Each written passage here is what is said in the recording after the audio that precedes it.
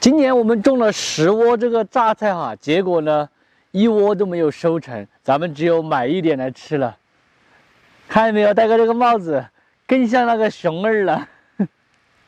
放到清水里面，先给它清洗干净，尤其是像这些咔咔沟沟里面哈，害怕有泥巴，要洗干净。用我们这里的土话来说的话，它叫菱棍菜，就是菱角的意思。然后普通话就是叫榨菜吧。很多朋友不知道做榨菜的原材料是什么哈，就是这种蔬菜，知不知道？川渝地区的一种特色蔬菜。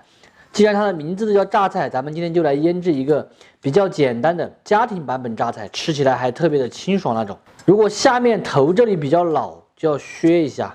接下来再来给它切成小一点的条，好嫩哦。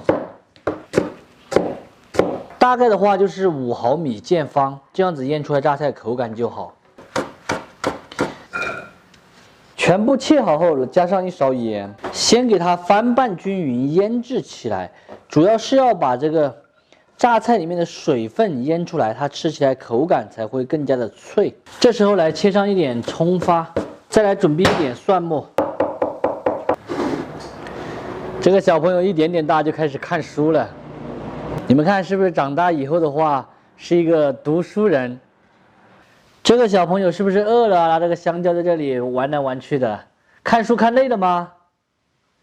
咱们的榨菜腌制来差不多了，给大家看一下，好多的水，用一个漏瓢过滤一下，还可以用菜网子把它装起来，用重物压个1晚上的时间，把它的水分压出来，吃起来会更脆。控好水分过后，下榨菜，接下来我们就要开始拌了，葱花、蒜末、白糖、鸡精、花椒面。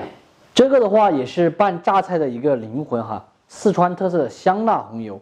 不晓得啷子做呢，可以看一下我往期的视频，有详细的教程。来上3勺，一定要带油带辣椒才香。拌转的就可以吃了哈。咱们的这个榨菜就做得非常的简单，也是四川最常见的一个菜，叫懒菜。稍微来上一点点香油，我们的藤椒油，这样的话就可以装盘开吃喽。看起来又清爽又安逸。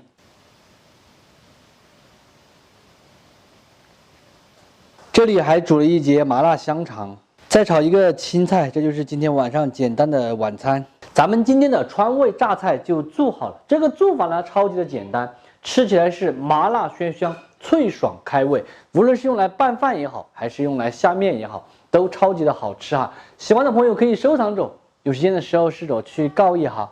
不喜欢的就免费看完撒锅了。香肠切起来，要荤素搭配个才吃起不得吵，嘎。对。我已经吃了很多了，下期晚上可以。好嫩嘎。